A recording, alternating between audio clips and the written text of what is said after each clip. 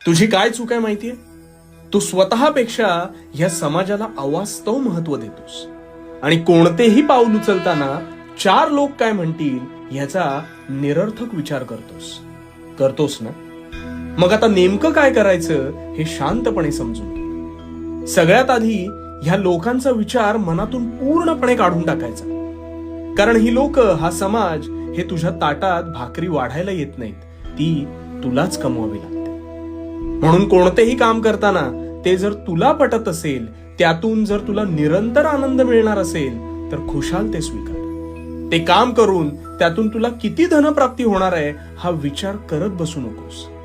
जर तुझं मन त्या कामात रमेल तर लक्ष्मी आपोआपच तुझ्या पदरात पडेल. पण काम करताना ते मात्र प्रामाणिकपणे कर.